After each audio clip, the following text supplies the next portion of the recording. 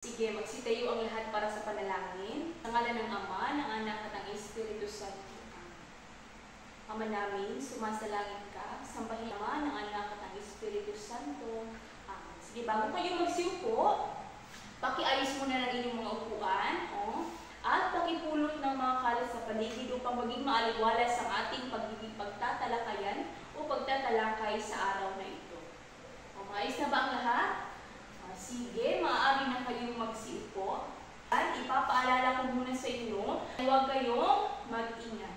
Sana, ibahagi ninyo ang inyong nalalaman. Nagbabawal sa aking klase ang paggamit ng cellphone. Dapat magbahaginan kayo. Alam ko pamilyar sa inyo yung awitin ito dahil palagi na natin itong naririnig.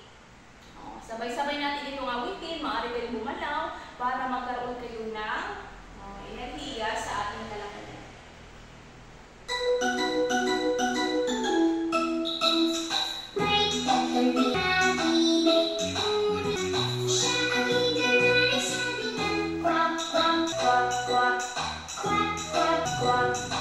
Alam niyo sa ating natalakay ng nakaraang tagpo. Ito ay tungkol sa tama, ito ay tungkol sa mga pang-uri. Ngayon, napaka natin si Arnold. Okay, ngayon naman, sino magbibigay pa ng ibang ideya? Mataba sa lahat ay amit ng bibe. Natin si Jane, ang sagot niya ay tama. Ito ay kantasan ng pang-uri. Natutuwa ako dahil marami kayong natutunan nung ating nakaraang tagpo. Ito ay tungkol sa kantasan ng pang-uri. Ngayon, natutuwa ako dahil naalala niyo yung ating natalakay nung nakaraang. Ngayon ay magsasayaw na naman tayo, di ba? Para maiwasan ninyo na matulog dyan sa ating klase. Ay, mahal ng Diyos, ikaw na lumalang mo. Mali na kayo mo po. Kung mapapansin ninyo, anong ginagawa ng mga ibon? Ikaw, Harold, lumilipad. Tama. Ano ang ginagawa ng mga isda? Ito, lumalangoy. Tama. Bata ay naglalaro. Tama. Palakpakan natin kung sino man yung tingnan natin yung mga salita na nakakulay dilaw. Ano masasabi ninyo sa tatlong salita iyan?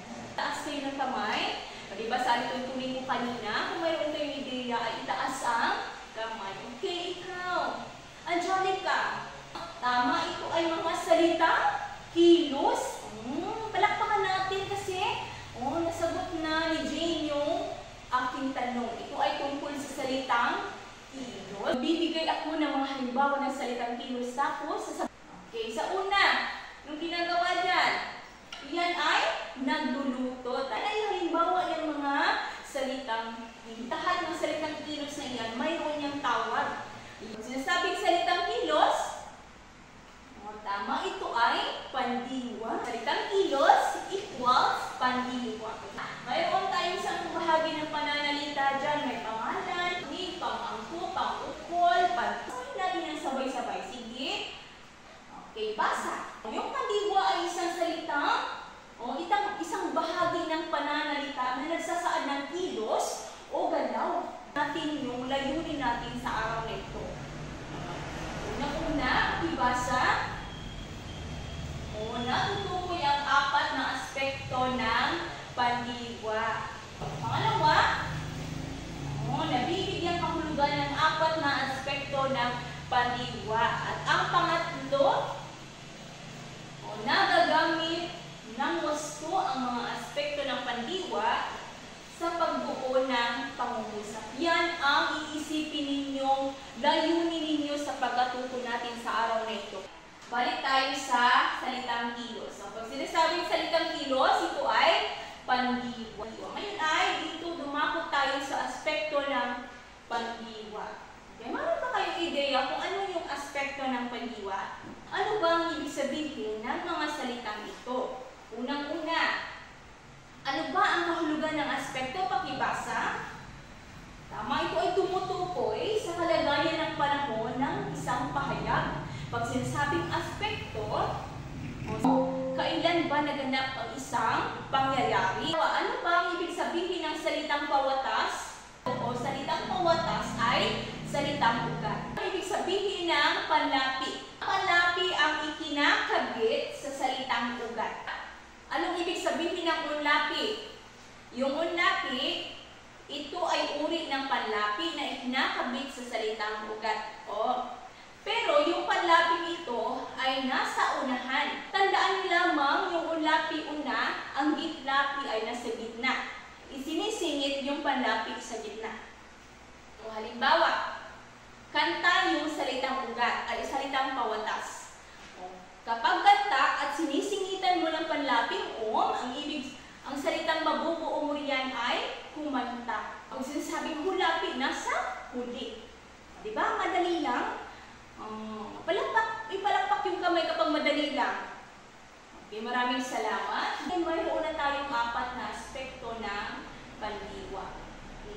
Tandaan ninyo, kapag perpektibo, ito ay ibig sabihin ng ibig sabihin ng pangnagdaan? Ito ay natapos ng gawin. Ulamoy ay naging lumamoy. Hindi mo na mababago pa kasi natapos na siya. Okay, pakibasa ng sabay-sabay, ano ba yung imperfektibo? Pag sinasabing imperfektibo, kasalukuyan pa siyang ginagawa. Ang pangatlong aspekto ay kontemplatibo. Hindi pa ito natapos, hindi niya kasalukuyang ginagawa, ngunit ito ay pinag-iisipan niya pala pang gawin. Maliwanag ba? Anong pagkakaiba ng perpektibo at perpektibong katatapos? Ang perpektibo, maaaring matagal nang naganap ang isang pangyayari. Ngunit dito sa perpektibong katatapos, maaaring kani-kanina lang naganap. Kaya nga, nilalagyan natin ng panlaping kalalaro. Diba? Madali lang? Tingnan ninyo yung ibinigay kong pangungusap. Sige. Hanapin ninyo yung salitang kilos dyan. Ito ay salitang kakain. Tukuyin ninyo kung anong aspekto ng pandiwa ang salitang kakain. Kaya ito ay kontemplatibo. Andyan ang salitang kilos.